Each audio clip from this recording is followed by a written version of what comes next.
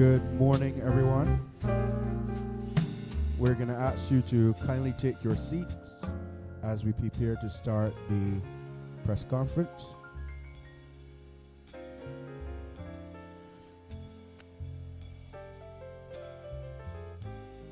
Correct.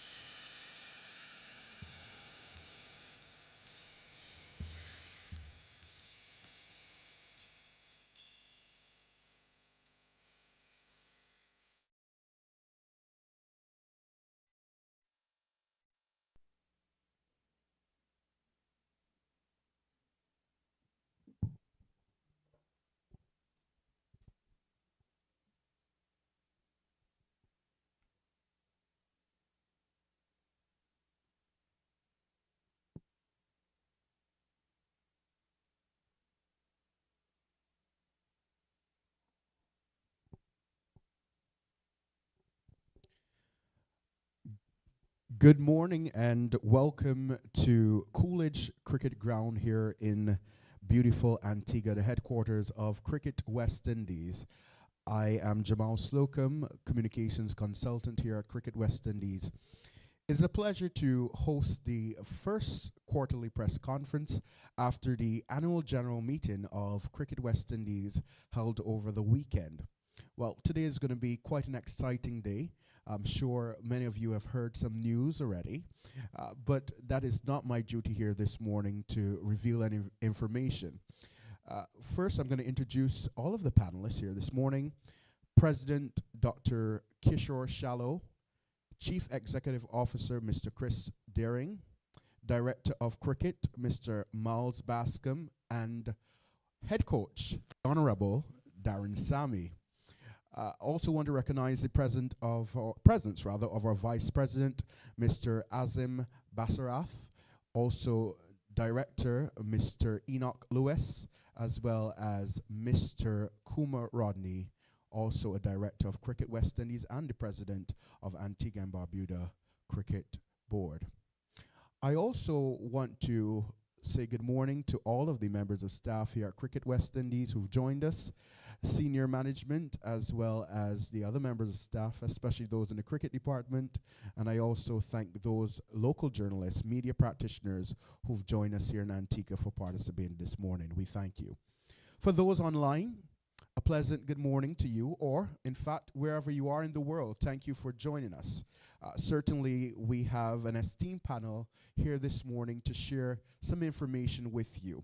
We started these quarterly press conferences in an effort to ensure that the media has frequent interaction with you. Over the weeks, we've held many interactions with the head coaches as well as the captains of the West Indies Championships teams, but we've also included for the Super 50, which recently concluded in St. Kitts and Nevis. But certainly our quarterly press conferences are the highlight, and we look forward to sharing information with you. Well, without any further ado, I would like to introduce President Dr. Kishoreshallow. Thank you, Jamal. Good morning, everyone. Everyone look normal on a Monday morning, how I expect you to look. Vice President, good morning. I'm happy you're here with us. Congratulations on your recent re-election. I know you're not one big on celebration. You just continue with the good work of West Indies cricket. So all the best. Directors, Enoch Lewis and Kumar Rodney, great to have you with us as well. Our CEO, Director of Cricket and Head Coach. Head Coach flew in from St. Lucia, missing golf this morning. So, this is a very important press conference for him. So thanks, Darren. Of course, we are quite pleased to see the staff, and you're looking so beautiful this morning as always. Thanks for making the time to be here with us, and of course the media. Welcome all. We, as we have committed in the past to these quarterly press conferences, and I want to commend Jamal, LaDonna, and the entire team who always meet these standards expected, and always great to interact with the stakeholders, especially the media. I anticipate quite a few questions this morning, and it should be, again, another exciting press conference as we have seen in the recent past. Let me start this morning responding to the revelation of the resignation of our test captain, Kraigg Brathwaite. Kraigg is a phenomenal individual, an exemplary captain, and an inspirational leader in every right. And I'm sure he won't mind if I share this with you. During the Pakistan tour, after the first match, Kraigg actually reached out to me as president, suggesting that he was going to announce his resignation pretty much on that tour. This was before the second match, second test. And so I told him it may not be the most opportune time to announce. And he explained to me the reasons why he wanted to move on from captaincy then. Explain it's a case where he enjoys the responsibility, but he believes he could give the team more if he just focused on his batting. And I managed to convince him not to announce his resignation at that particular point, but we'll discuss a better time, a more appropriate time for him and the organization, as well as the new head coach of the test team, to make that announcement. And he agreed,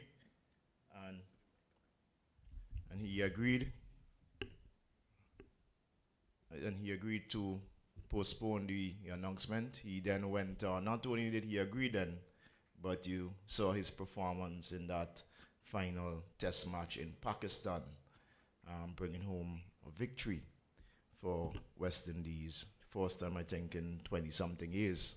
I think Qtrly and Dr. Bam still enjoying that success because they were there in Pakistan. So I want to thank Kraigg profoundly for being the true leader that he really is, and for by no means, and he has said this to me, he is fully committed to playing for West Indies. And he told me he has a few more years in his tank, so I was quite happy to hear that. And I'm certain that being only 2 test matches shy of 100 tests, I suspect the selectors may give him that chance. I'm not twisting anybody's arms, you know, but I only imagine that he will play those 100 tests at some point. And whenever he does achieve that, Cricket West Indies will be right there celebrating with him. So thanks again, Kraigg Brathwaite, for your sterling leadership over the last few years. We had the annual general meeting of Cricket West Indies on the weekend, on Saturday to be precise. I would say that, of course, the media would be probably most excited by the news that we have the re-election successfully of the Vice President and myself. Those were highlights of the AGM. Is testament to, I believe, a renewed vote of confidence in the leadership, and that the shareholders, by and large anyway, are fully supportive of the direction this organization is going, the trajectory that we are on. And I speak on behalf of Vice President Bazarat that we are grateful and fully committed to continue serving in these 2 capacities, with, of course, the support of our staff at the Secretariat and the other Board of Directors. We also had the reappointment of the independent directors, the 4 independent directors. Quite pleased that, quite pleased that the 3 very qualified, reputable ladies in Deborah Coyle Patton, Diane Campbell, and Louise Victor Frederick have all agreed to continue serving as independent directors. And it has been refreshing to get those female perspectives on the board. I'm sure that we'll probably see more coming to the territorial boards at some point. And similar to my corporate secretary who's smiling, Alana, she remained quite optimistic about that. And we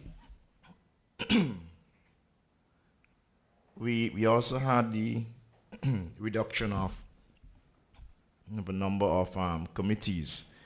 One of the recommendations coming out of the Webby report was to continue to revise the structure of our board and committees and so on. And we are quite pleased that we have reduced the committee size composition by 4.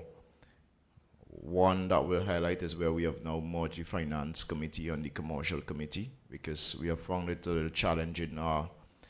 It's difficult to optimize the resources when you're discussing finance in isolation of commercial. And so we have merged that, and we have incorporated the officiating on venues committee on the cricket, which is being chaired by Director Enoch Lewis. So certainly more strides as it relates to governance, and we continue to identify those ways where we can improve the organization and strengthen our governance. We are in the process. I think any minute now we'll have our annual report and audited financial statements published on our website. A fantastic piece of document in the annual report that you'll see all of the key highlights and achievements over the last 12 months or so. I want to commend Mr. Linford Invery for his hard work with producing that document, leading with producing that document.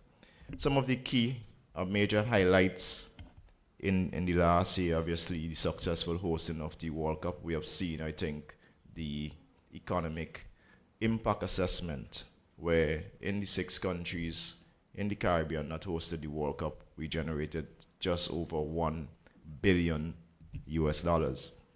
So by all measurements, a major success for the region.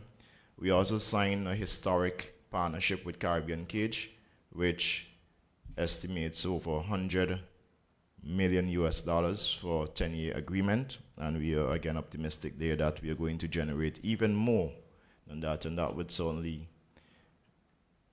present Cricket West Indies with the sort of financial freedom to invest and diversify our activities as an organization.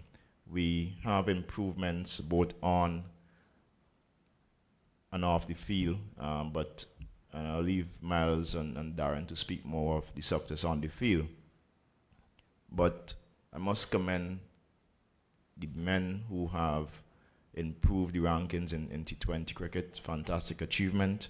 Also, we had some individual brilliance.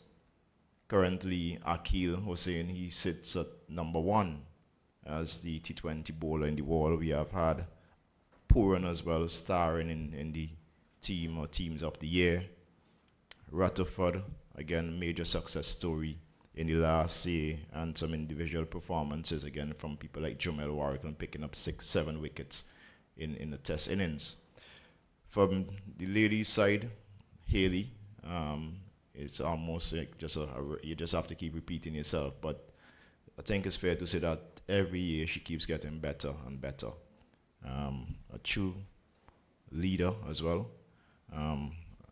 Excellent individual. And DeAndre Dutton, I mean, it's great to see her back. I'll just say that. No, it's fantastic to have her back.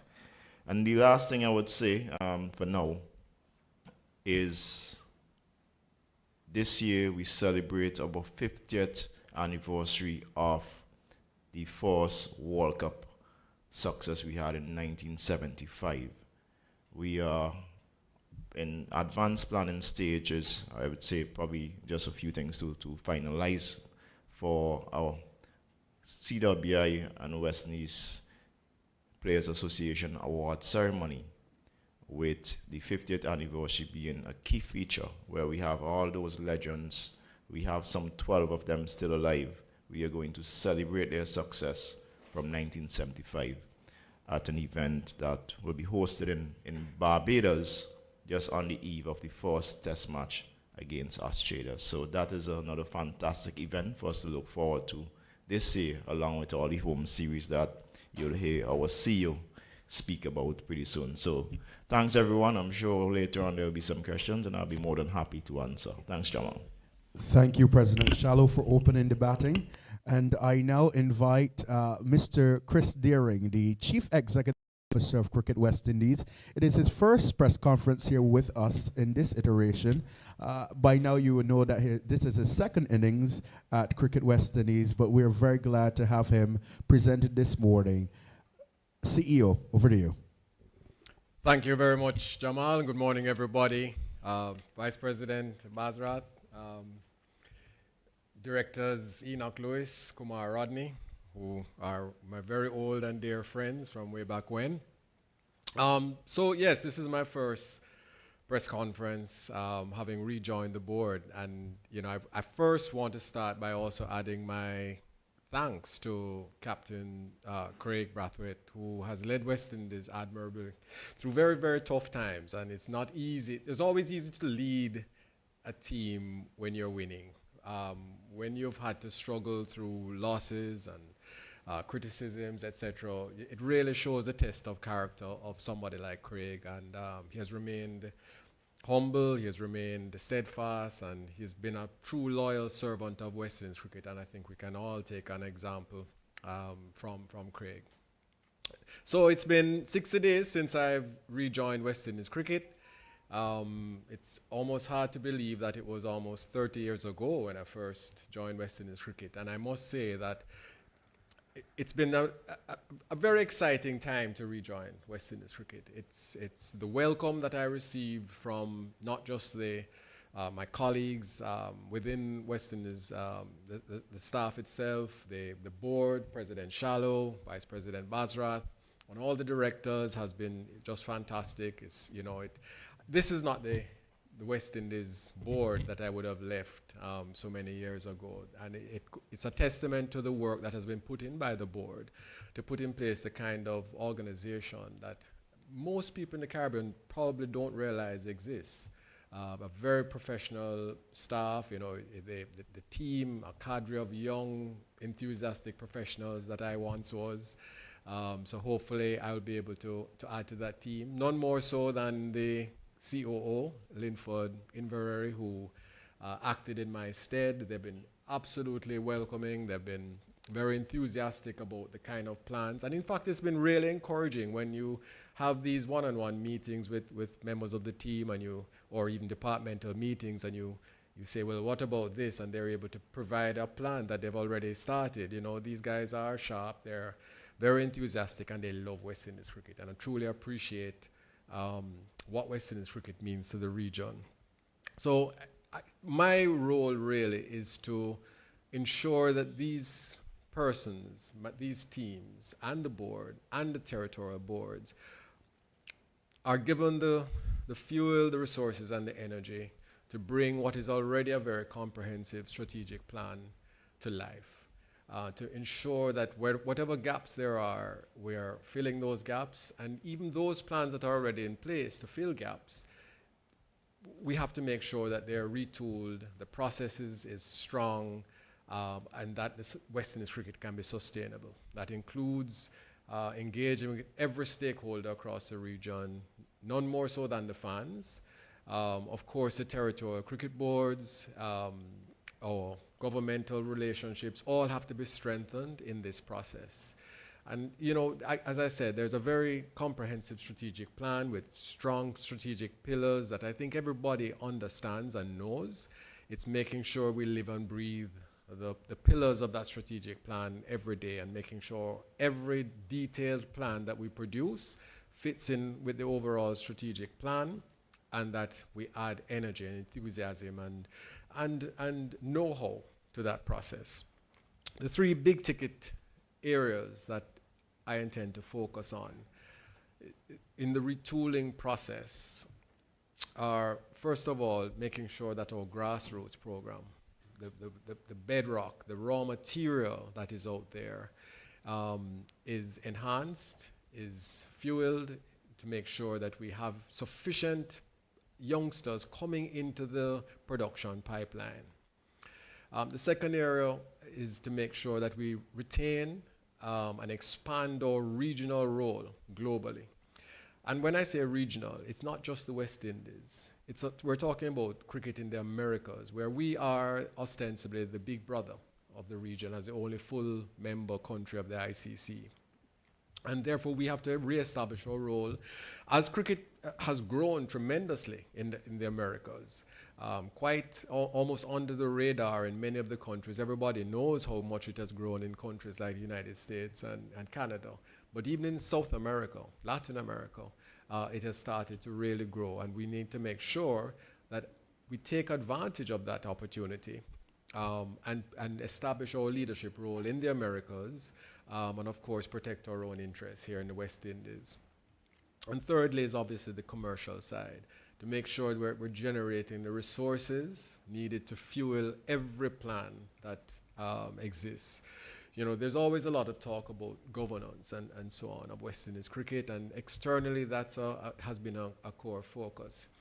And one of the very first meetings I would have attended with West Indies, with Cricket West Indies board, had a lot to do with the governance, and we spent 2.5, 3 hours discussing the governance structure, the governance changes that were going to be made at the highest level. But there's been a lot of work done on the governance of the organization, and you can see that just from the organizational structure that resides within Cricket West Indies, which didn't exist before.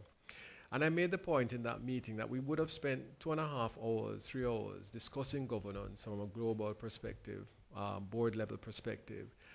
But everybody in that room and on the call, the Zoom call, etc., would have known that the core fundamental problem facing West Indies cricket is not governance. It doesn't mean that governance can't be improved, and of course it has to be a focus. But the reality is that we are up against it when it comes to the commercial divide, the commercial gap with our competing partners.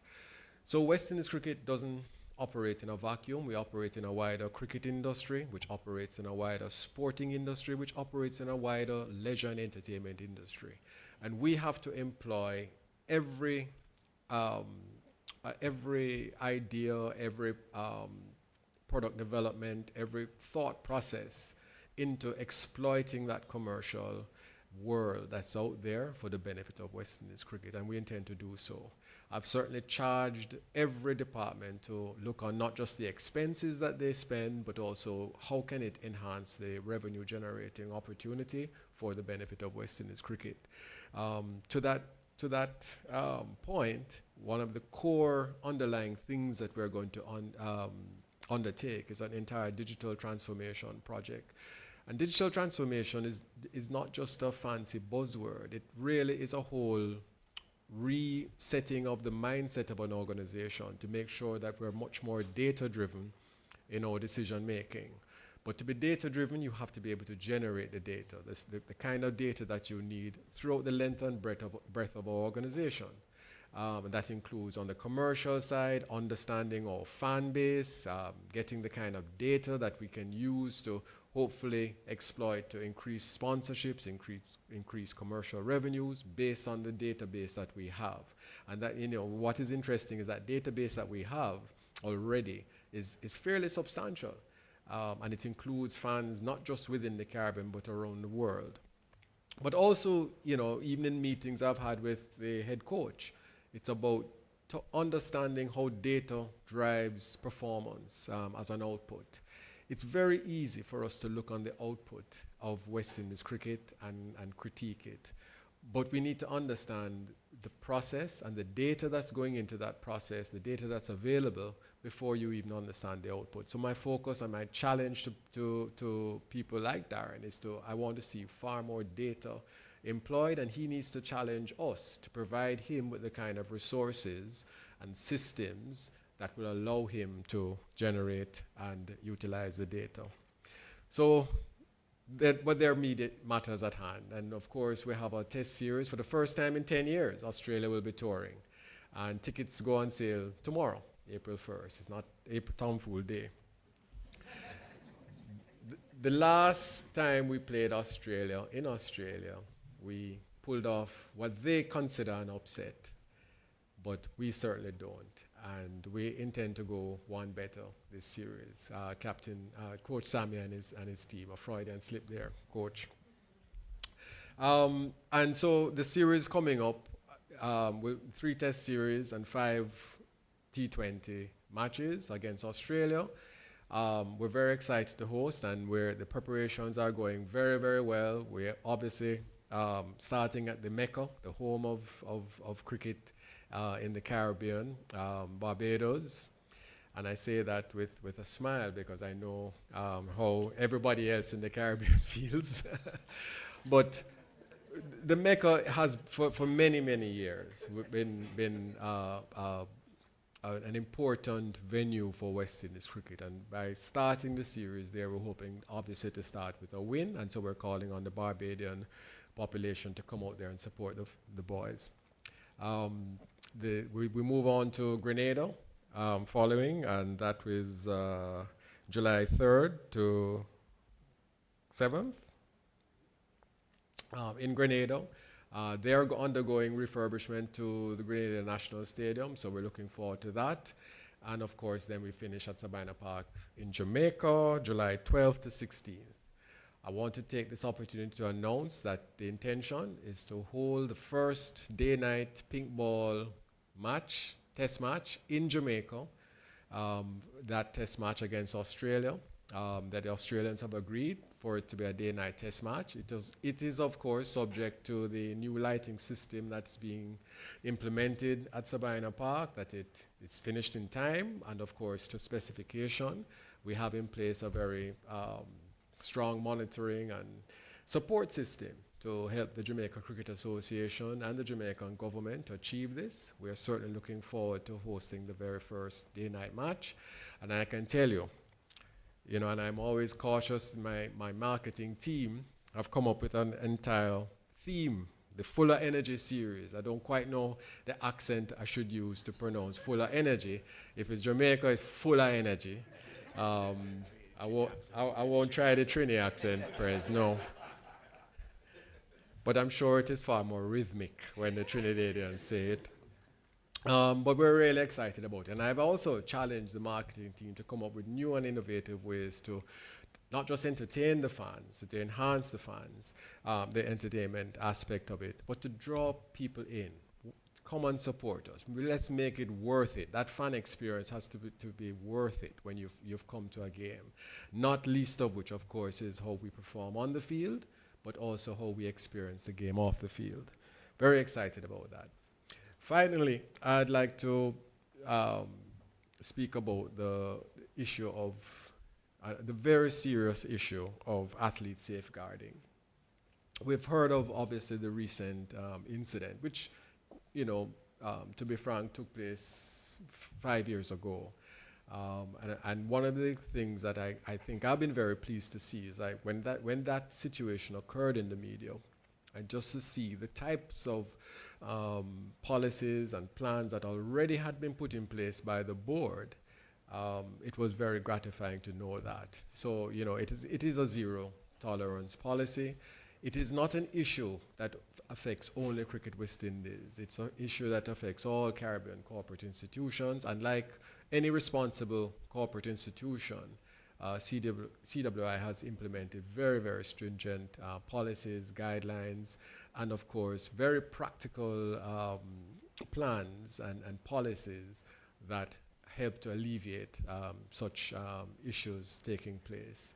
Things like the fact that we've moved the policy to ensure that women on tour get the same treatment as men on tour by virtue of single rooms. There are very strict policies around age groups and so on, so which were very gratifying. And of course, one of the issues with that particular instance that took place is that the player in question, and I really hope that that player or past player feels much more comfortable now, has recovered, and it hasn't impacted her too much in her life and her career.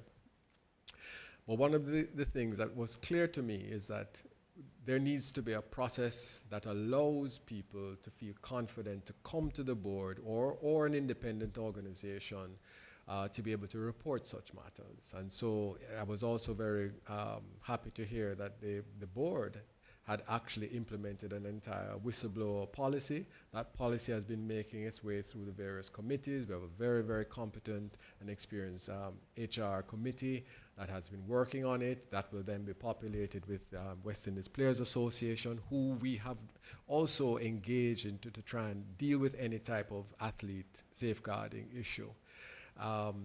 And hopefully we'll have that whistleblower policy and process in place very, very soon so that people can feel confident to come to the board with these types of matters. We take it very seriously, and we're going to do our part as part of Caribbean society to stamp out any possibility of our athletes not feeling safe, to practice their wear.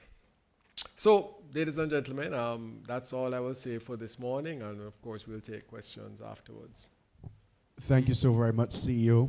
Well, we call him the cricket scientist here at Cricket West Indies. Some say, like the head coach, Doc, but certainly the Director of Cricket, we now turn to Mr. Miles Bascom, the Director of Cricket of Cricket West Indies. Miles. Thank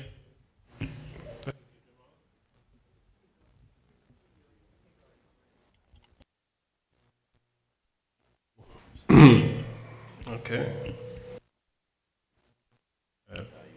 Not the audio scientist, apparently, only cricket scientist. Well, I'll give you my mic, if that's fine.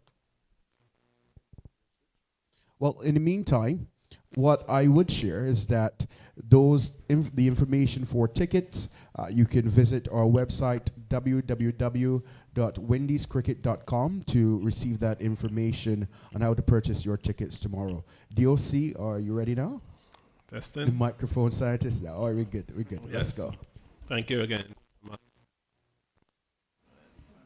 Okay, so is it a me problem? So first of all, I want to say good morning to everyone here. It's really good to see so many members of staff present. I had President and CEO if we sent out a memo, but as usual, the Vice President and directors, Lewis and Rodney, who are ever present whenever there's anything cricket happening in Antigua. I want to start by, again, congratulating Kraigg Brathwaite, on his tenure as captain of the West Indies Test team. His tenure has been marked with resilience. I mean, from very early on, we remember that series in Bangladesh during COVID, when we saw, fight when conditions were not very friendly to West Indian batsmen, as a lot of people would like to say. And as a leader, he has really inspired and led from the front. So I don't think it's too much congratulations from our head coach when it's his turn. We don't have an announcement of a new test captain for you this morning. We, as most people could appreciate, would definitely want to take some time. Kraigg has left very large boots to fill, and that is a decision that will take consideration. Head coach.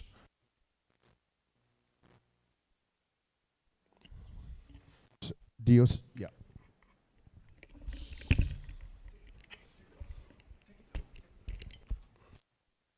Testing? Okay, good. Yes, so our head coach starts officially as all format head coach tomorrow. He begged me to change the date on the contract to the 2nd of April, but our good legal person didn't allow me to.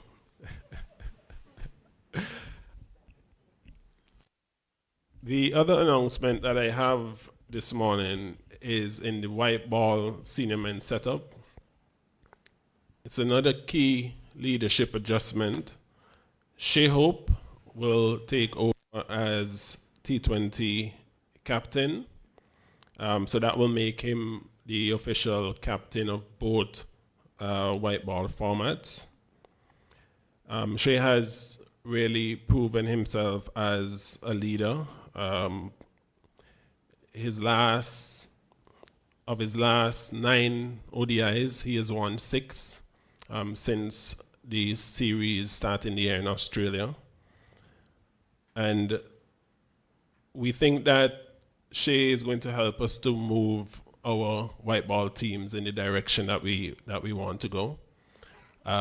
It's about alignment, and we think that Shea is the right person to take us into the future, including our World T20.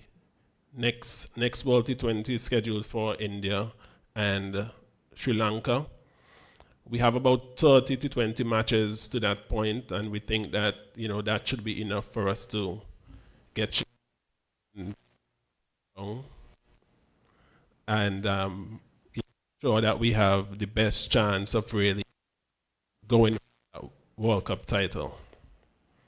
I want to take this opportunity to thank Rovman Powell, the outgoing captain, and he has done tremendous work to get us to this point. We have now moved from 9th to 5th and got as high as 3rd in the rankings, and that was in no small part due to his efforts. So definitely want to thank Rovman for his efforts in that regard. I'm going to end here. I'm sure there will be a lot of questions after, and I'll allow the head coach to make some contributions. So we now move to the Honorable Darren Sammy, and I must state that after the recent Independence Awards, Darren received the second highest honor in his home country, so we now refer to him as the Honorable Darren Sammy.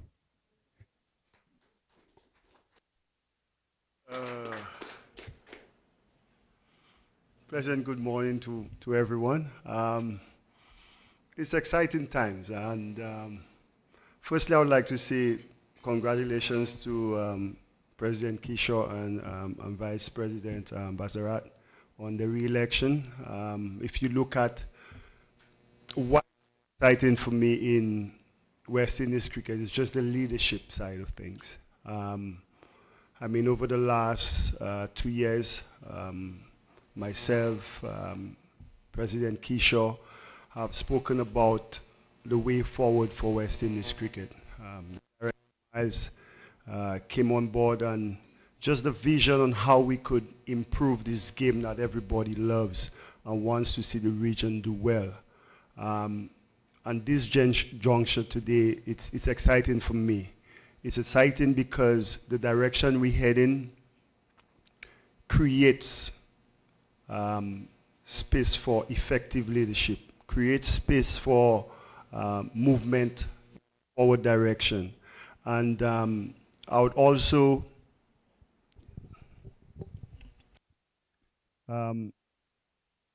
I want to state that Miles announced that Shea Hope would be the captain of the T20 team. Now, to some of us on the outside, it might be surprising, but to us on the inside of the cricket arena, the team, it's not something that we just came up and just threw at the public. We at the management and coaching level of the West Indies, we're quite meticulous in how we go about doing things. It is important to note that we've had conversations with Rovman just before the World Cup, just after the World Cup, and leading to this point on some of the things that we want to achieve as a team. And I would like to commend Rovman. I mean, I started my coaching journey at the West Indies Cricket as a West Indies cricket coach with the same time he started with Shea. And what we've been able to achieve as a T20 team under his leadership has been somewhat exciting and very productive. However, in a game that's in a world that's ever changing in terms of how you could improve, I've spoken about us becoming a championship team and not more or less a series winning team. And I strongly believe in that. We have what it takes to win World Cups. We've done it before. However, you heard CEO Darren spoke about the processes and how you get to that point. And for us, for me and my staff, from a leadership standpoint, right, it is important to understand what and who will take us there. And at this moment, after conversations that we've had with what Shea Hope has done and the culture that we've been able to build in the ODI format and how I see him improve and mature as a leader, it is and all the you has challenged me to be for our team to be more data driven and use the data to our advantage.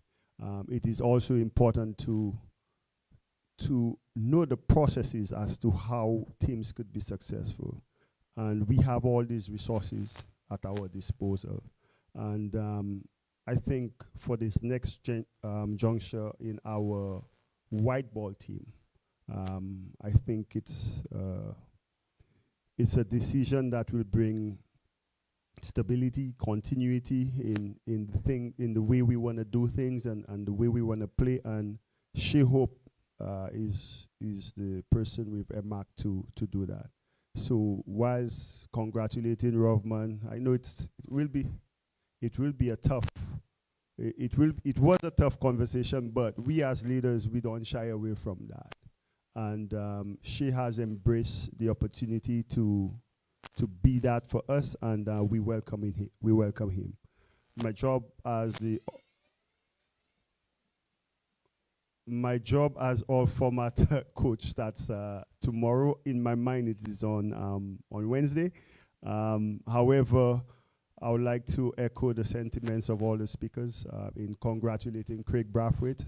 I remember, I think it was against Pakistan in St. Kitts, probably the second test of that Pakistan series in 2011. Kraigg debuted under my leadership in St. Kitts, and what he has been able to do throughout his career. You know, the tough wins in Australia, Pakistan, in Bangladesh when he started, and just his longevity, what the respect he commands in the team, and just me speaking to him about how he wants to progress, and just his sheer maturity as to what he wants, not only for himself, but for the team in general. And I want to thank him for his leadership. I have no doubt that he will continue to be a leader in that dressing room moving forward. For us as a team, looking at the next cycle, it's going to be tough. And I know I have questions to answer later, but it is important to understand at all three formats where we are as a team, the things that we want to do to improve and we are going to do to improve, and how we're going to do it. And it will take a lot of planning, a lot of tactical awareness, a lot of roles being executed, but it's something that is very possible. And with this group and the leadership group that we have, I have no doubt that we are able to do that. So again, thank you for entrusting the cricketing leadership from a coaching standpoint me over the next 3 years. But it's one I know that's challenging, but one I'm prepared for, and I know my men and my staff, we are also prepared for that, and we're looking to put that onto the field of play that will help in all other aspects, because you know a performing West Indies team means great marketing, great sponsorship, everything. Thank you. Thank you so very much for that, Darren. Well, we're going to ask you to turn your attention, for those in the room, to the screen, but certainly those online. We have a message from Kraigg Brathwaite. West Indies captain and leader. Leading the West Indies Test team has been one of my greatest honors of my career. It's a responsibility that I embrace with absolute pride and determination. The journey has had its challenges, but as a team, we have enjoyed some memorable moments. Our historic win in Australia in Brisbane in 2024, our first in 27 years, and defeating Pakistan after 34 years earlier this year. And for me, what was truly amazing, my first Test series win against Bangladesh in their home conditions was absolutely amazing. These victories reflect our team's resilience, and I'm proud of what we've achieved. We've achieved it together. A win that has But leadership is also about knowing when to pass the baton. And I believe this is the right time for someone else to wear the cap. I've spoken with our president, Dr. Kishoreshallow, and incoming head coach, Darren Sammy. And I look forward to working with them as a committed member of the squad. To our passionate West Indian fans, thank you for your unwavering support. We must always do what's best for the team, and I'm confident this decision will help us build on our success. Let's continue to rally around the West Indies and push our cricket to even greater heights. Landmark of the highest order for Kraigg Brathwaite. Test century number 9. Pores raising here. Thank you so very much, Kraigg. Well, we also pay tribute to Rovman Powell this morning, and certainly while we congratulate Shea on assuming the captaincy, we do thank Rovman for his contribution to West Indies cricket. Please turn. That is brilliant. Top class from Rovman Powell. A world-class player, a phenomenal leader. The impact batsman of 2024 is none other than the skipper, Rovman Powell. A man who gave his heart. What a shot, majestic. That is regal from Rovman Powell. A game changer and a history maker. I think as a team we have done some very good stuff so far. It's for us to continue.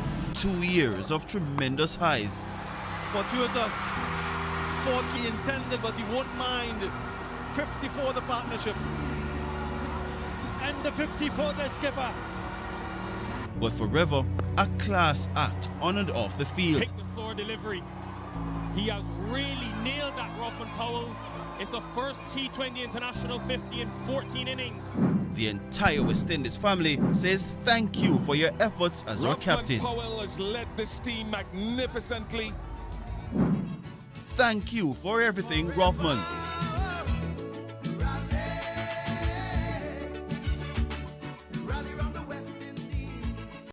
Thank you so very much, Rovman, and we really appreciate you. Well, it's a time where I know that most of you look forward to, especially those online, those international journalists joining us.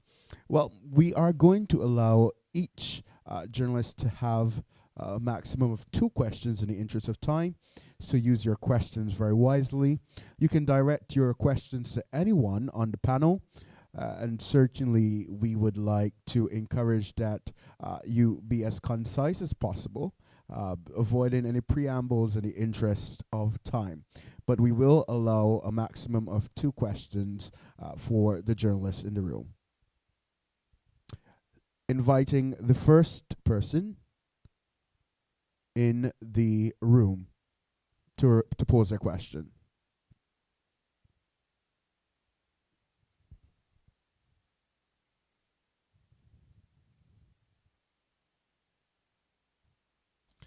Well, it seems like we don't have any questions. Let's go to the questions within the room, and we are going to share the mic so that you can go right ahead. You can start by your name and the media house, or if you're freelancing. Good morning. My name is Qtrly. I represent The Spectator. My question is going back to the economic impact information that was shared. And I am interested in finding out, in terms of, as the regional governments continue to invest in the infrastructure so that we can continue to have cricket, what will be the relationship? I know, for example, in Antigua, we have the build-out of the the Coolidge cricket grounds. In terms of other areas, what will be the relationship in terms of investment in infrastructure from the West Indies Cricket Board perspective, if any? Yeah, infrastructure.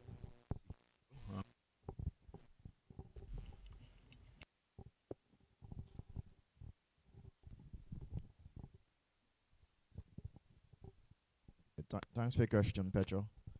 Yeah, as I was saying, infrastructure is critical. We have seen tremendous investment across the region for the World Cup. Though we enjoy those developments, I would say there's still a long way to go. All right, we spoke about this at our board meeting and our AGM on Saturday, where we still need infrastructure such as indoor facilities, better playing surface, not only at the international level, but regional and domestic level.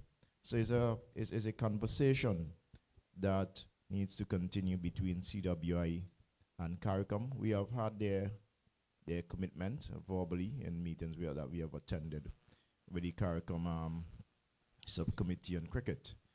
Also, what we have discussed with them is the need for greater investment in grassroots and club cricket across the Caribbean. Schools cricket has been pretty much absent in most cases, most countries.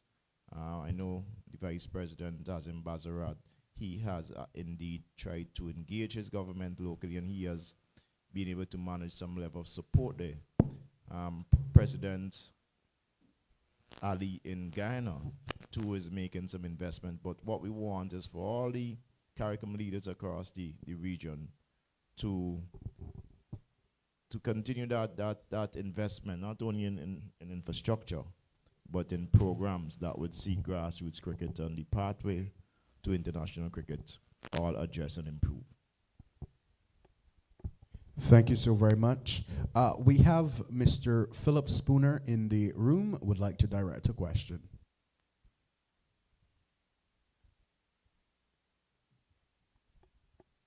Mr. Spooner, go right ahead.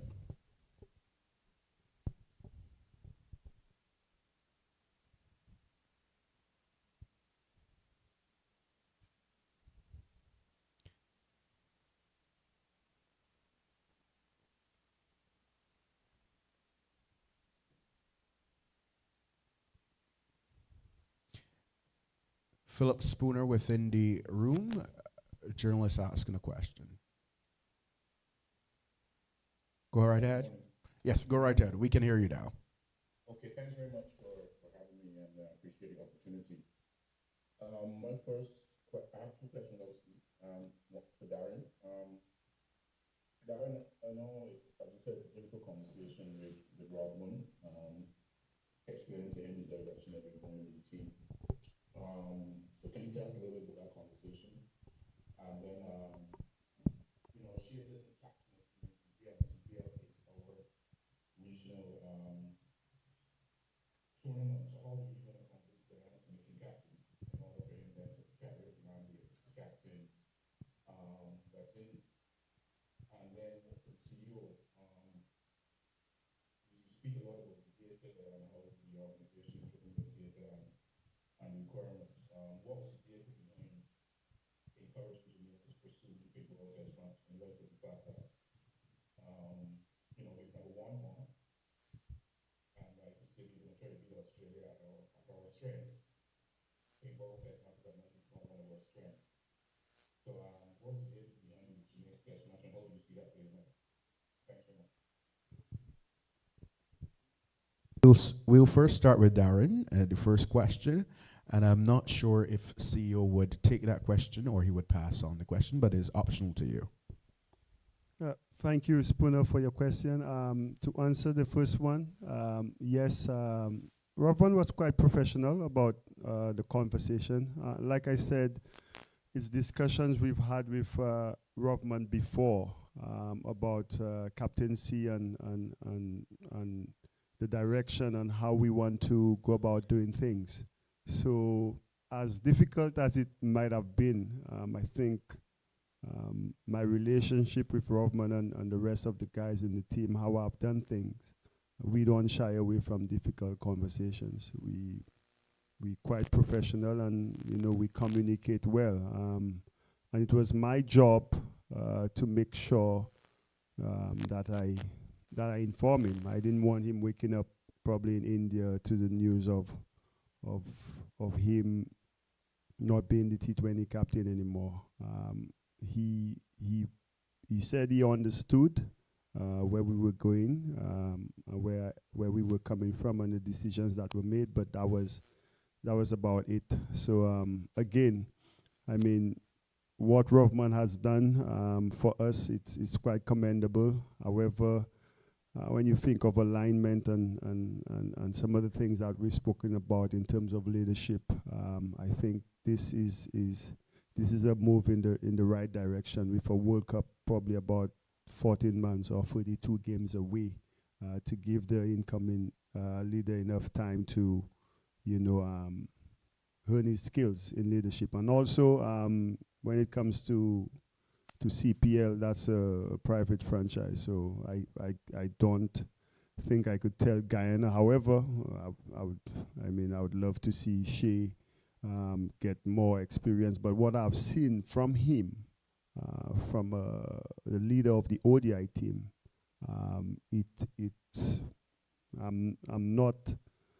I'm not worried about his leadership or captaincy experience, based on how he's grown and how mature, and his contributions and performances on and off the field. It makes him a great leader. And we will go. Well, let's take the question to the Chief Executive Officer, and we will allow follow-up questions once time does permit. CEO.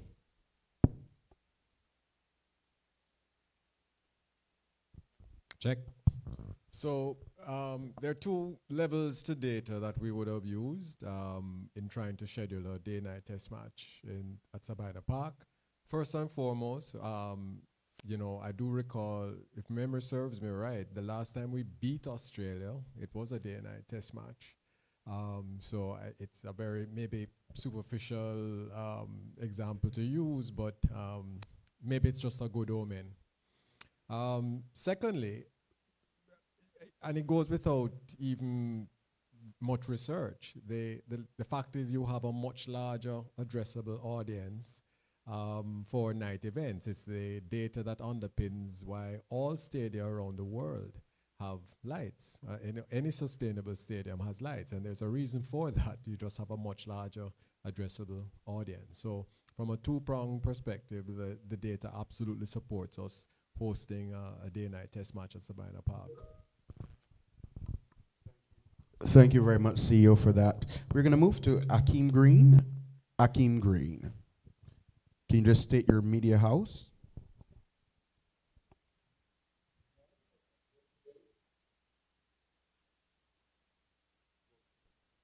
Your audio is, yes, we're hearing you now. Good morning. Two questions. One for President Dr. Shallow. President Shallow, I know you would have won unanimous at the elections, but I know in the lead up to those elections, based on media reports, it didn't seem that there was, everyone was on the same page as regards certain initiatives cricketers wanted to execute. I just want to know, going forward for the next 3 years, how are you looking to amend, if there's any apparent friction between some territorial boards within cricketers, so all of the cricketers be on the same page to execute the different plans that yourself and Mr. Brathwaite have. Thanks, Akeem. It's no secret that in organizations like these, you're not always going to agree on every matter. And Cricket West Indies, as much as we like to think we're perfect sometimes, we are not. And we are quite similar to other organizations. And listen, differences are healthy. And we continue to encourage those, and we embrace all our territorial boards, all our shareholders. And I think more than I could certainly, I think since I've joined the board in 2017, this is the most united I've seen the boardroom. So I'm quite pleased with that, and I think we are certainly all focused on the direction we want to take Cricket West Indies at this point. Next question. Well, Darren, the selections is going to be obviously data-driven. I'm just trying to get from you if being data-driven means you're potentially likely to make some left field selections, just on the fact of potentially looking at the team's weaknesses, you would say select someone along that line, and also not necessarily playing for the probably top the charts just for that area. If that is kind of the ideology, so probably looking to bring also into the test team. If I understand what you're saying, well, I don't think it would be left field if it's data driven. First of all, I think cricket still remains, there's an element of watching the game as it evolves. When we talk about being data driven, it's all based in the preparation. You prepare, you know your opposition, you know the conditions, you know what the data collected states supposed to happen. However, when you do that, when the game starts, you have your plan A, plan B. It is important that you give that plan a chance. And with data, you also need the roles being executed. It's all good to have all the data, but you need the personnel to fulfill that role. That will enable the data we've collected to be successful. That's where performance comes in. So whatever we do in all formats, it will be based because we have enough evidence and concrete evidence that this is what is going to work. And we prepare accordingly versus the opposition, like I said, on conditions. And if that means we got to play a special person because this opposition requires us to do that and the data backs it up, that is what's going to happen. However, you don't take out the instinctive element of the game as well. We will find a really fine balance in our processes and how we do things. Thank you so very much. We're going to move to the next journalist within the room. I believe you're now in order.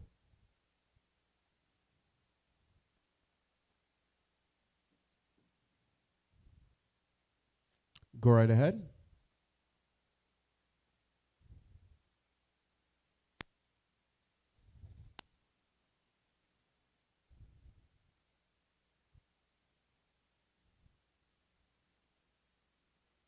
Good afternoon, head coach. Good afternoon, Mr. President. Good afternoon, CEO. Good afternoon, Director of Cricket. Congratulations, Mr. President, on being re-elected President of Cricket West Indies, and also to your Vice President. I want to... Can you first state your name and media house, just for clarity? Yeah, I'm sorry. My name is Qtrly, and I'm representing the West Indies Cricket Development Academy Media Arm. I want to direct my question at the new CEO of Cricket West Indies. Specifically about some comments that you have made in regards to bringing youngsters from other sports, mainly track and field, into West Indies cricket. I want to know how do you plan to do it, the specifics, and if one of those is by giving scholarship, because we know in the Caribbean moral persuasion doesn't work anymore. Thank you. First question. Thank you for that question, and it's an excellent challenge that we all have. So I've spoken about the commercial gap disparity between ourselves and the rest of the cricket playing world. That commercial gap, just to put in perspective, when I first joined West Indies Cricket many years ago, was only about 200 million US a year in terms of revenue. The gap with India is probably closer to 3 billion. And that's just commercial gap. We're talking about national resources. There's another massive gap within our school systems, etc., of the expenditure that other countries have on player development, whether it's any sport. So, but what they do not have is our athletic quotient. We just have an inordinate amount of athletes across the Caribbean. And I only use track and field as one example of how when our girls are given the opportunity to run at an international level, they exceed anything that what the rest of the world has. And therefore, we have to create a pipeline that gives an option for all of our athletes or all the people that have this inordinate athletic talent in all of our countries as to have cricket as an option for them to display their athletic talent. And that's going to take a number of initiatives. First of all, just to make sure that cricket takes its place as a total entertainment sport that's attractive to youngsters. And so you're going to see the fan experience and various initiatives that we're going to employ during the upcoming test series against Australia, because bringing kids into a sport is not necessarily showing them a career path of a sport. It's the excitement, it's the fun, it's the joy of a sport. So we're going to be utilizing our test series and every means at our disposal. Then, of course, there's the playing part, getting them to enjoy playing the sport. And, of course, we have initiatives already in the past, like kiddie cricket and now the Five for Fun. We have to expand that whole grassroots program, and we're going to be looking at different ways to do that across the territories. We're already in discussions with major sponsors, etc., on utilizing their own desire to have a corporate social responsibility aspect that would encourage kids to join these types of programs.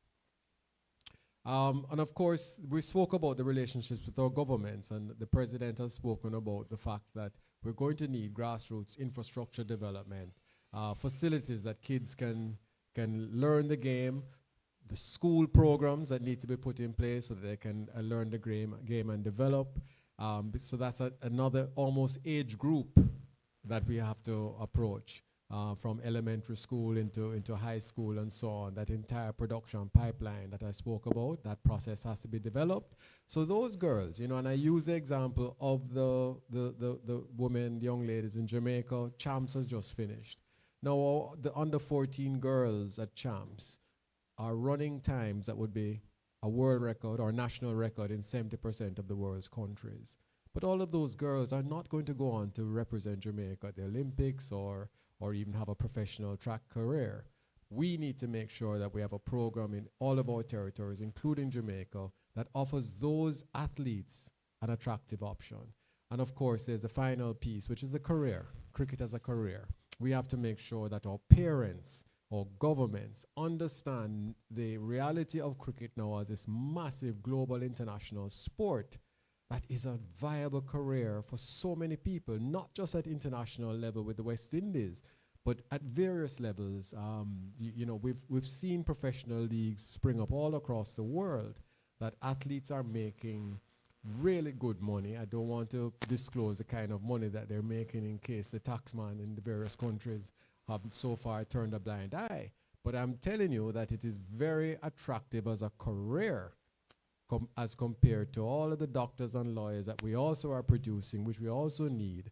But certainly the athletic quotient of our Caribbean countries dictates that we should be taking cricket as a serious career for all of our youngsters, both as governments and as parents. Your second question? Yeah, continuing with you, Mr. CEO. We as fans of Cricket West Indies are very shocked when we see our team playing on the field without a major sponsor on the shirt.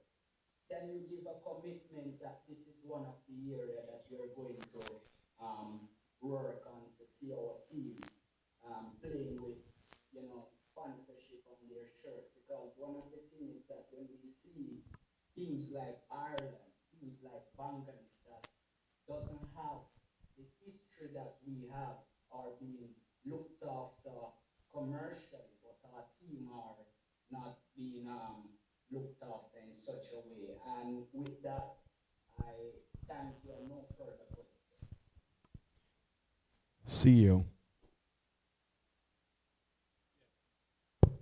Yes, that is obviously an area where I spoke about the commercial program that we have to implement or revise and re-energize. We have in place a chief commercial officer and a very able team that is working assiduously across the Caribbean, meeting with various potential sponsors, etc. But this is not an overnight program. Data essentially also underpins it. And therefore, we have to be able to provide those sponsors the kind of data that they need to make the kind of decisions that support the fact that West Indies cricket remains an extremely attractive platform for the selling of their wares. And, you know, we intend to implement that data. I'll tell you that it's some of the data that's already coming out of our current West Indies Championship, for instance.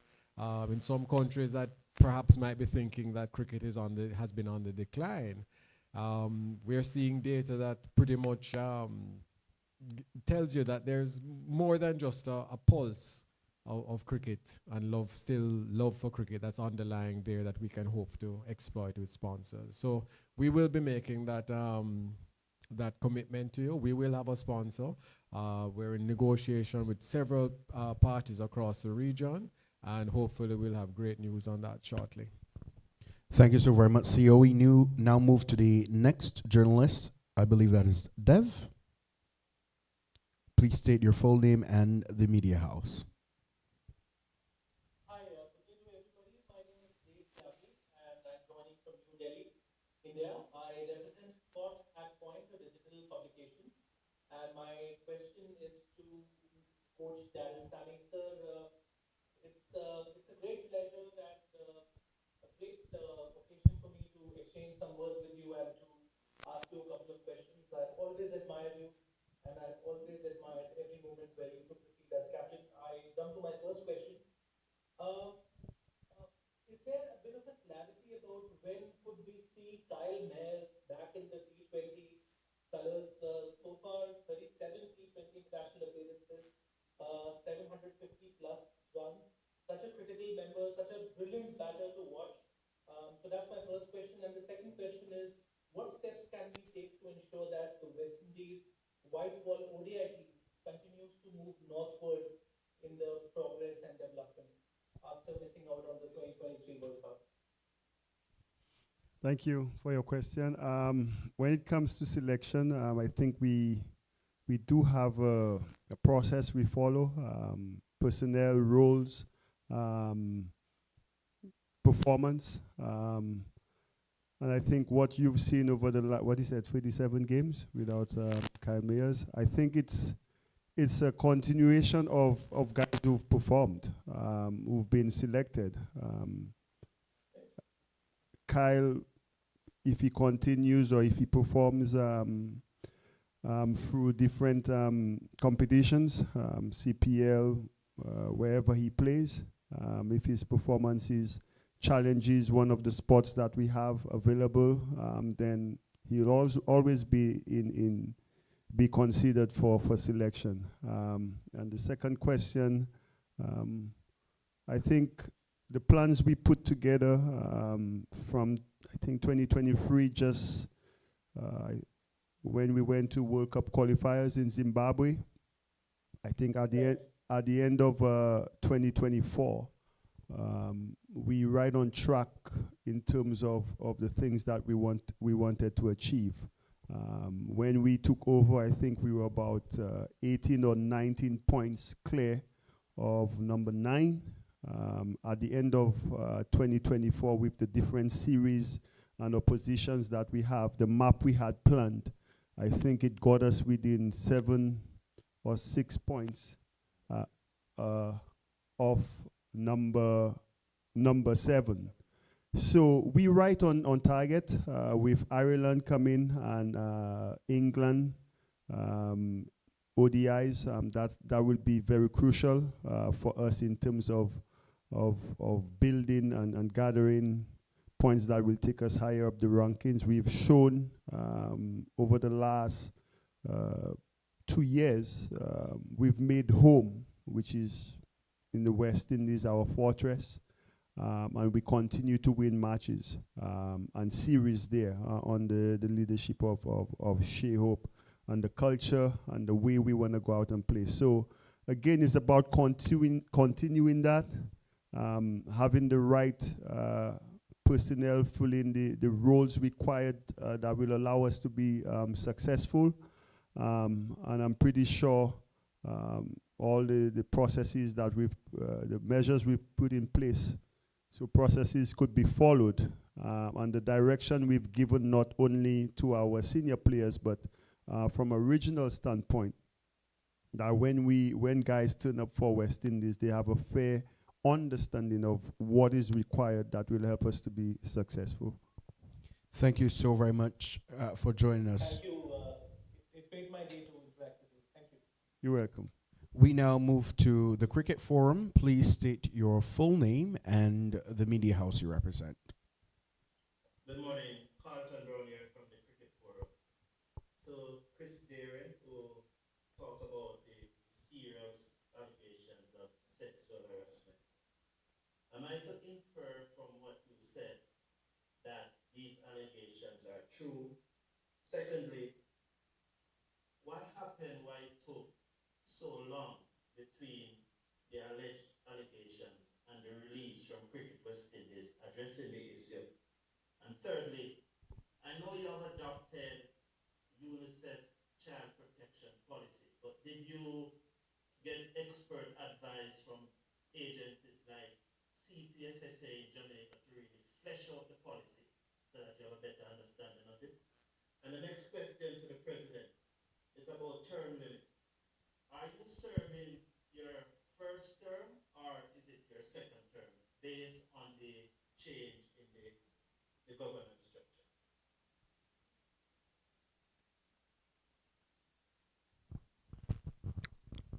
So we do not have any official report of any specific action or allegation. So we were simply responding to the allegation as it occurred in the media, which was just recently.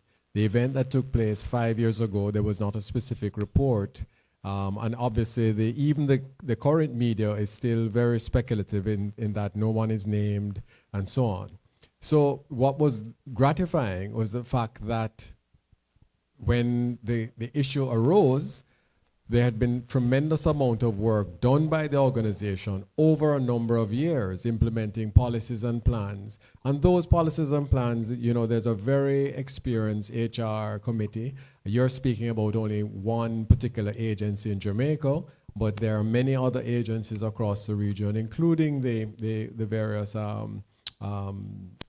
multinational agencies, multilateral agencies that would have assisted Cricket West Indies in devising those policies. So we're very clear in terms of the fact that this is something that we, as like any other corporation in the Caribbean, if those things are occurring, we want to stamp it out like they do.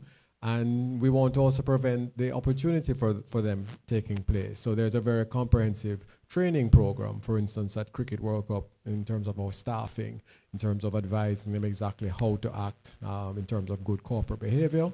And the teams, etc., are following the same guidelines.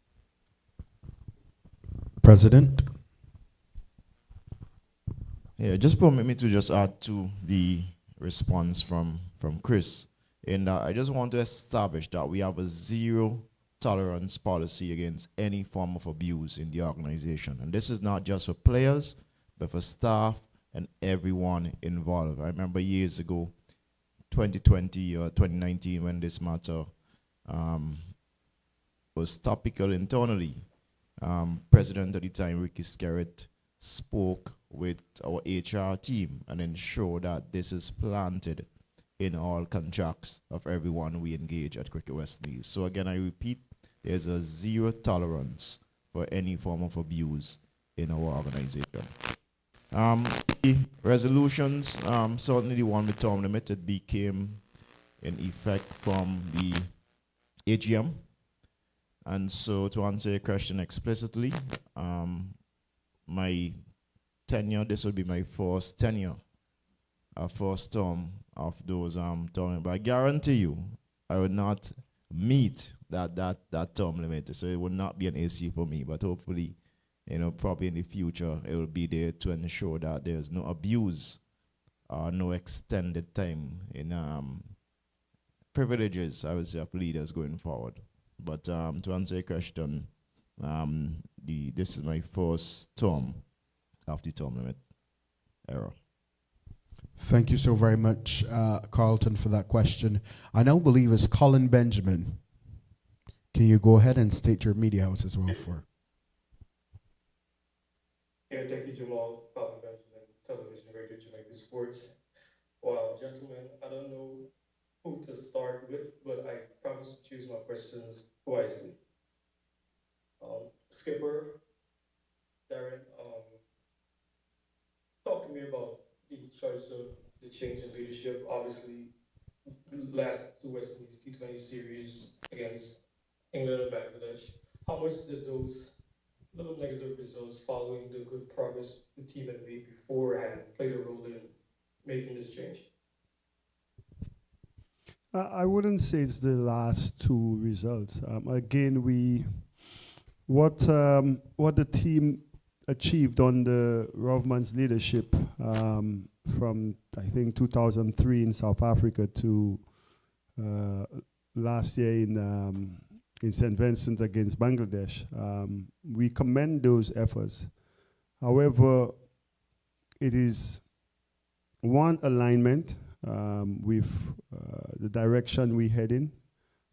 Two, conversations we had with Rovman after the World Cup on some of the things that we want to do and where we want the team to head. I'm pretty sure the cricket committee, myself, Miles, all aware of these discussions. And again, it's not because it's difficult you shouldn't do it. I think I've been very clear in my leadership as a coach, and the communication have been clear. So it's not a bringing down of Rovman and how he went about leading the team. We had tremendous success. However, the next step we head in, I think now is the right time, and we believe from what I've seen from Shea and the qualities that he brings, both on and off the field, and the challenge to follow the data side of the game. He is the person that we believe that will take us to that next level in the quest of being that championship winning team that we look to be. And your second question, Colin? Yeah, either Kishore or CEO Darren. Over the weekend, we had the World Cricketers Association just talking about a potential future for world cricket where the revenues could be different. So I guess for either gentleman, given the realities of Cricket West Indies finances, in a potential world where Cricket West Indies could increase their revenues by 15%, in a world where the BCCI might be 40%, whether this could happen or not, how if you could describe to the Caribbean public how Cricket West Indies could finance all aspects that we want to do with an international revenue model that is 10 to 50% more. I'm sure the president will have a lot to say on this as well. But no, look, the division of world cricket revenues has always been a vexing issue for the Caribbean ever since television came into the sport, which was back in the 90s. And we saw it, what was happening then. We could predict what would happen with our small economies, and it is, the chickens have come home to roost. So the debate now hopefully has expanded to other smaller cricket playing countries who the disparity is also starting to impact them. And so we're hoping that we'll be able to continue that dialogue and that debate to try and encourage a restructuring of world cricket's finances, because at the end of the day, as India's wealth as a cricket nation grows and other countries continue to decline, India can't constantly play against Australia and England every year. That product is just not sustainable. the world needs a healthy West Indies cricket product, and hopefully that is as much evident to the rest of the world as it has always been to us. We've always felt, for instance, that world cricket almost owes us a debt of gratitude. You know, the limited overs form of the game was created to try and encourage other cricketers to play the way that naturally West Indies play the game of the sport. How they celebrated the game in music and song and partying and enjoying the game off the field was also born right here in Antigua, and the Caribbean expanded on it. And so that evolved into this wonderful product we call T20. So our contribution to the world game is just indisputable. And we certainly hope that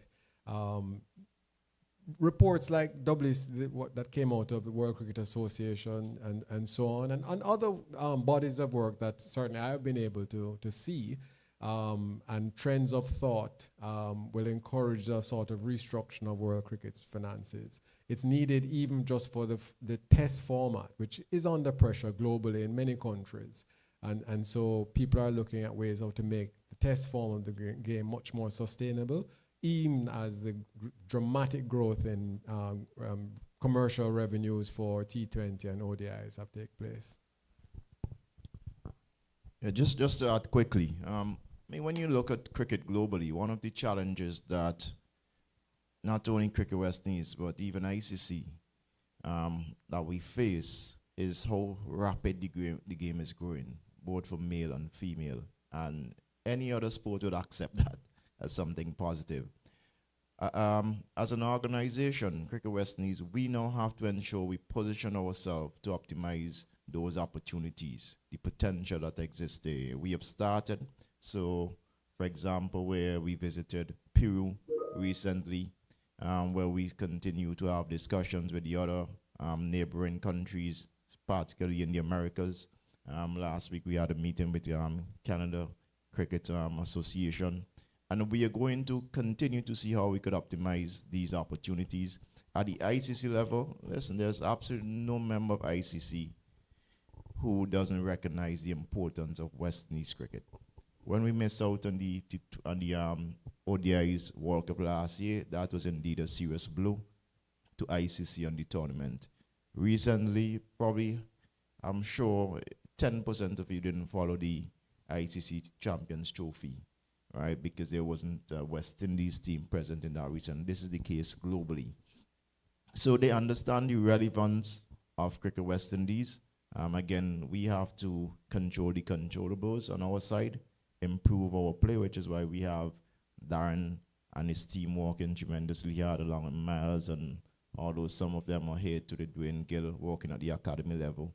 We need to strengthen our cricket and continue to build on the legacy that we have and remain relevant in global cricket. And that is what we can control at this time while we position ourselves commercially.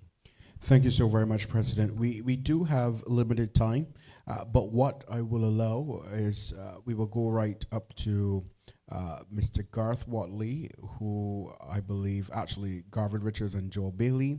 But what we will ask is to allow an effort to allow all of the journalists at least pose their questions. We'll ask you to reduce your questions now to one question. So we move next to Ian Wason.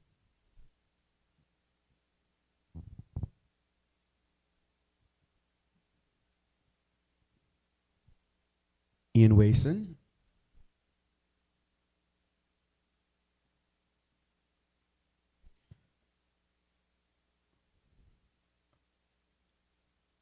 Well, we will now move to Dennis Heath. Please state your media house. Good morning, I'm Dennis Heath from Cricket Show USA. I have questions for head coach Sammy.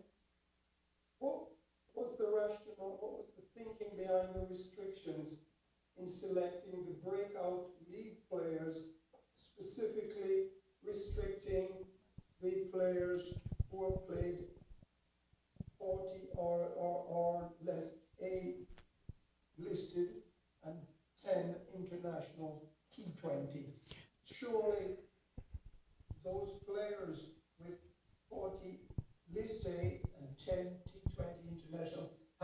experience, what is the rationale for restricting them from participating in the breakout? We'll turn that question to the Director of Cricket, Mr. Miles Bascom. Thank you very much, Jamal, and thanks for the question. The Breakout T20 League is positioned as a development tournament. It's intended to really spotlight those players who do not have the CPL or the international game as a platform. So the intention there was to ensure that we had, those emerging, less experienced players, having that ability to come into a tournament and get in, the game time that they would need to really impress selectors and to hone their skills as well. So leaving out those persons, we know that they would have their opportunities in CPL and in international cricket and other leagues around the world, which we also will gather information from. But we really wanted to create that platform for emerging players and the next wave of West Indies players. Thank you, DOC. And we now move to the next journalist within the room. I believe that is, not seeing who the next person is. Next journalist in the room, and based on the order, go ahead.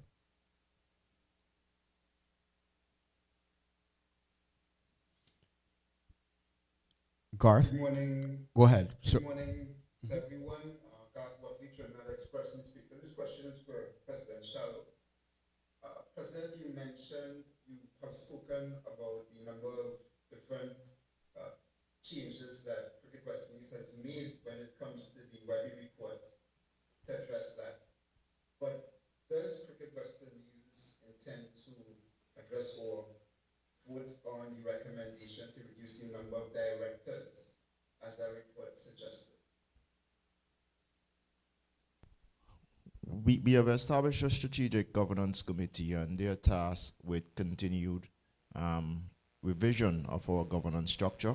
We have always been committed to improving our governance, and this is not going to be taken or done in isolation of all the other developments we have occurring in the organization. So governance is just one aspect, and again, there's that continued commitment to keep evolving and strengthening our governance structure. Do you think that this is going to happen, that this is going to be addressed? Do you think it should be the reduction of directors?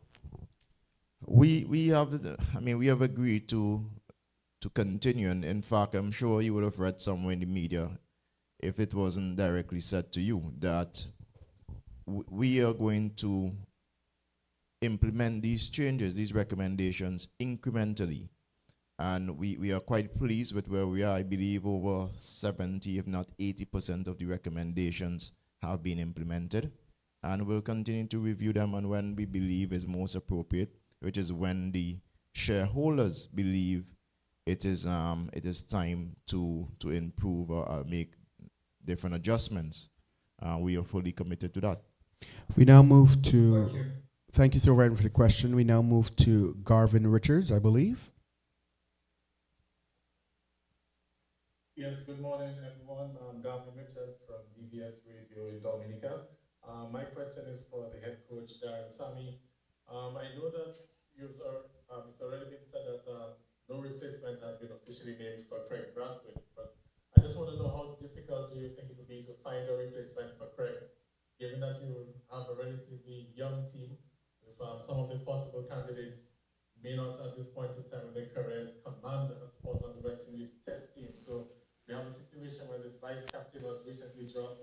The current regional franchise captains are relatively new to test cricket. So do you think you have a serious challenge filling the void now that Kraigg Brathwaite has resigned?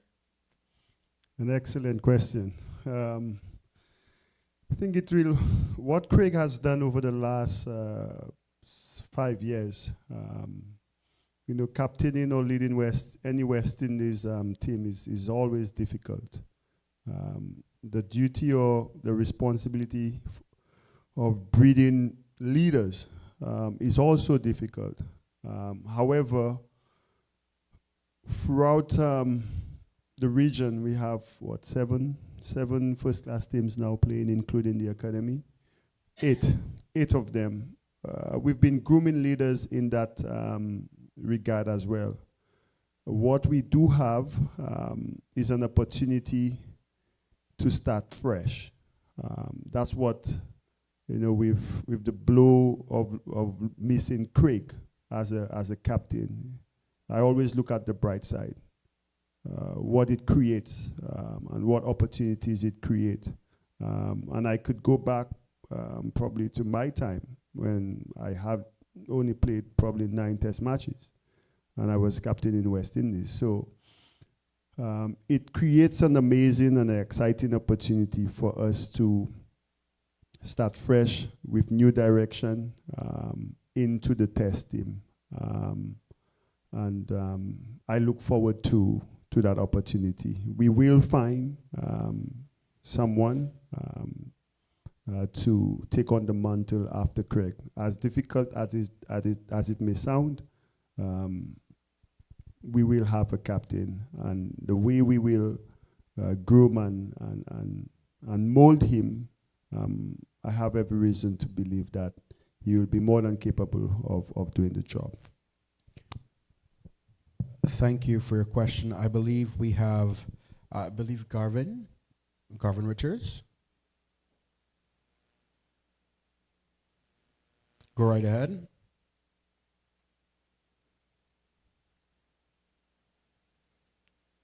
All right, Garvin Richards, go right ahead. Okay. I'm sorry, that was all from me. I just asked. Okay, so let's now move to Joel Bailey. Hi, good afternoon. Are you hearing me? We are hearing you. Go right ahead. Okay, no problem. You have one question. You have one about the West Indies A team.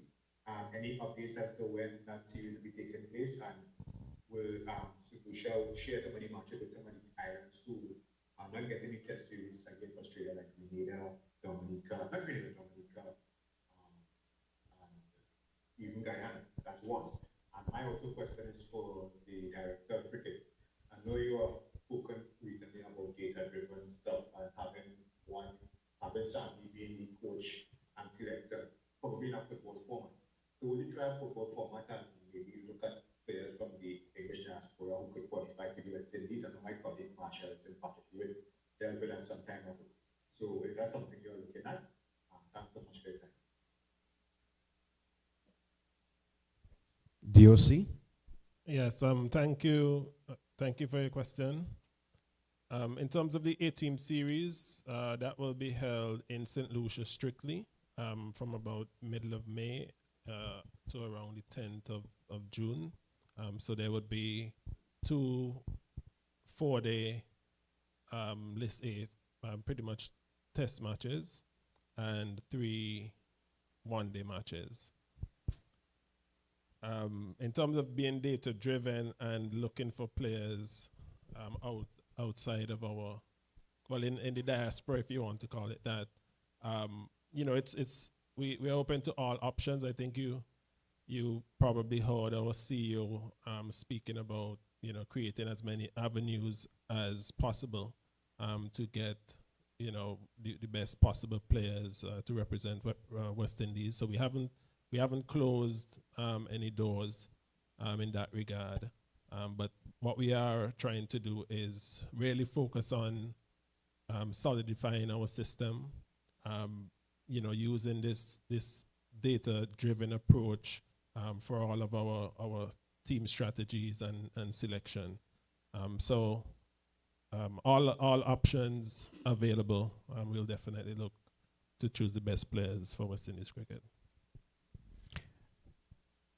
With that, we move on to our final journalist. I believe that's Ronil Walcott. Final question for today.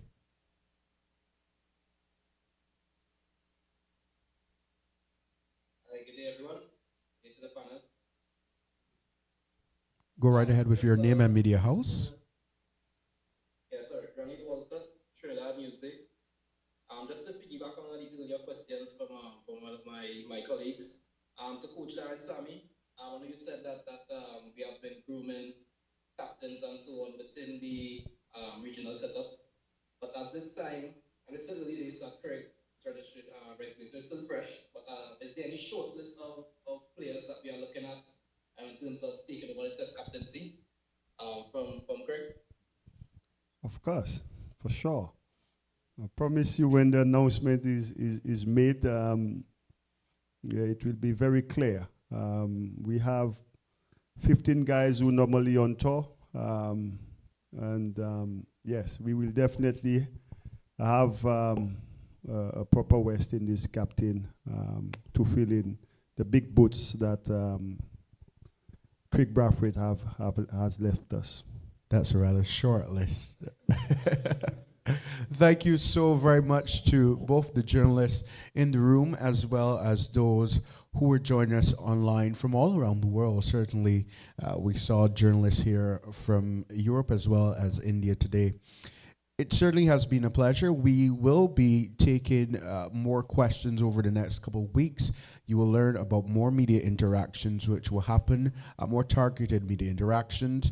I'm also going to allow you to know that both the president and the chief executive officer as well as the director of cricket will be traveling to Grenada in the coming days, and we will have an opportunity for media interactions there. But as well as the chief executive officer, Mr. Chris Deering, will also be traveling to Jamaica in the coming days as well, and there will be opportunities for you to interact with him there on site. You can certainly send an email. We are always responsive to your questions and your requests, and we will definitely try our very best to facilitate that. Well, as usual, I would provide the president to give some closing remarks before we conclude. Thanks, Jamal, and thanks all for the questions asked. Let me again thank Rovman Powell for his sterling leadership over the last couple of years. Also, I want to thank Kraigg again for leading us in Test cricket, and look forward to both gentlemen continuing to serve West Indies cricket as players. I also want to congratulate our new ODI captain, T20 captain, who is taking on both formats. Shea Hope. I wish him all the very best. And I think I'll just continue on that vein. It's something we have said internally, and in some cases I've said it publicly as well, whereas the way forward, the only way West Indies cricket is going to improve is when we hold each other accountable and desire and demand a level of excellence. And I think that is only something you would see every time we mention our core values. And when you look at our annual report, our strategic plan, you're going to see that. In the case of our T20 team, by all measurements, we have improved under Captain Rovman Powell. And the stats are there clearly to show, relative to our previous 4-5 years or so. The records have improved. We have moved from number 9 in the ranking, reached number 3, now currently sit at number 5, 5th. But we are saying that we are not in any way accepting anything less than excellence. We believe in our potential. We are true to our policies and our word, and we are going to keep finding ways to improve, even when we are doing well. And again, I join with Darren and Miles and CEO with commending Rovman and the hard work he has done to advance the team, the T20 team. But similarly, across the entire organization, in all the departments, off the field, on the field, we are holding each other accountable and demanding nothing short of excellence. So with that, I want to thank everyone. This is indeed a very high standard press conference as well. Excellence, we say. Right, Jamal? Well, I would like to take the opportunity to thank the planning team, which will include LaDonna Williams, Nelsia, as well as Colette, and our Chief Operating Officer, Mr. Linford Inverari, who always keeps us in check and things flowing. So thank you so very much. And just a reminder to visit our website, www.windiescricket.com, tomorrow to get tickets for the we home full of energy. I say it might be full of energy in my Bajan accent. We'll be home this summer and we're excited for that opportunity. Or check out our social media for more information. Until next time, have a good day.